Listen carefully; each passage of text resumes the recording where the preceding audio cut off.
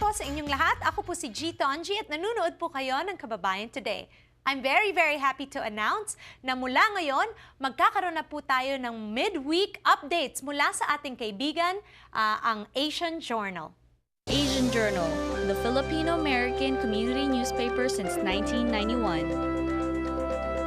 At kasama naman natin ngayong araw na ito mula sa Northern California, ang ating kaibigan mula sa Asian Journal, si Mr. Joseph Peralta. Jojo, nandiyan ka ba? Nandito ako. Thanks, G. Hi! Okay, so pag-usapan na natin ang mga balita. Ang unang-una sa lahat, balitaan mo kami tungkol sa news about President Obama at ayaw niya daw hawakan itong immigration reform before November. Tama ba? Tama. Dinedefer niya yung action sa immigration reform kasi magkakaroon ng midterm elections.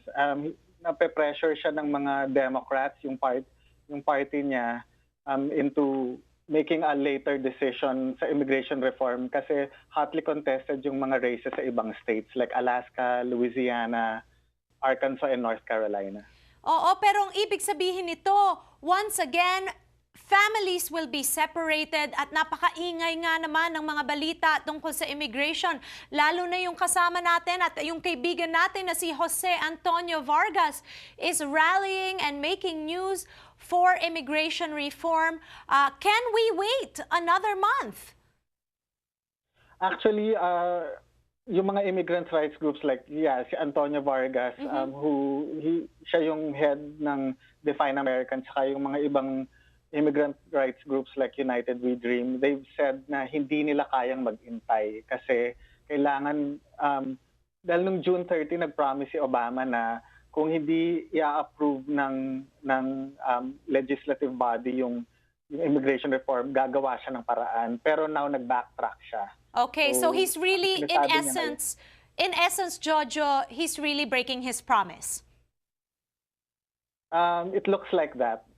See, in his eyes, hindi. Pero for other people... To millions, in fact, 11 million, di ba? Ang sabi nga nila, there was a campaign launched, 1 of 11 million, yun rin ang hashtag 1 in 11 million. There are so many people that are waiting for immigration reform. Okay, so that will be delayed for now because President Obama will defer action. Let's move on to our next news bit. Ano po ang pag-uusapan natin ngayon?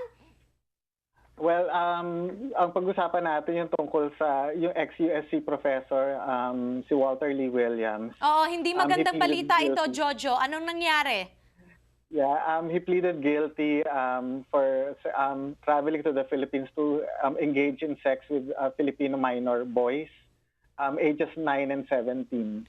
At professor pa siya, di ba, Jojo? Professor siya from USC. Yeah, from University of Southern California. And he's a Fulbright awardee. So, ano siya, he was teaching anthropology, gender, and sexuality studies sa USC, and I think history as well.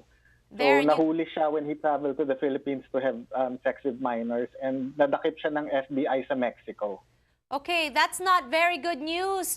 As we know, we look up to our professors, and something like this happens, that's not good for educators or the reputation of educators, especially someone that you look up to mentor you, di ba, Jojo? Yeah, that's correct. Okay, so let's move on to our last topic na pag-uusapan natin.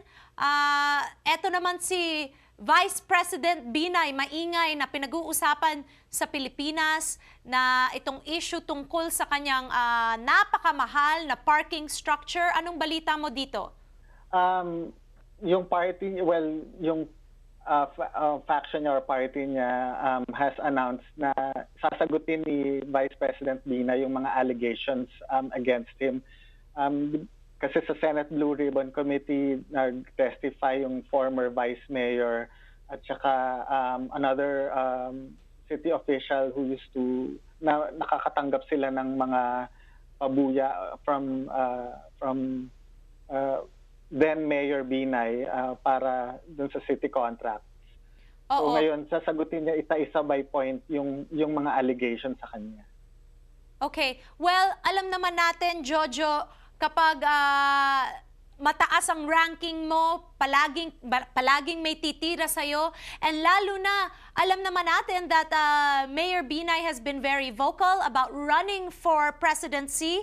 He seems to be the forerunner and he's the malakas front- ang kanyang suporta. So, nagsasabi ang mga tao na imbento lang ito para masira yung kanyang reputasyon. Mhm. Front runner kasi siya with the polls for the presidency in 2016. And ang sinasabi nila, yung iba niyang mga kalaban sa Senate, like si Peter Cayetano, Senator Cayetano and Senator Trillanes, yun yung mga makakalaban niya for the presidency pagdating ng 2016, who are also, I think they're part of the Senate Blue Ribbon Committee. So parang sinasabi nila na witch hunt. And they're trying to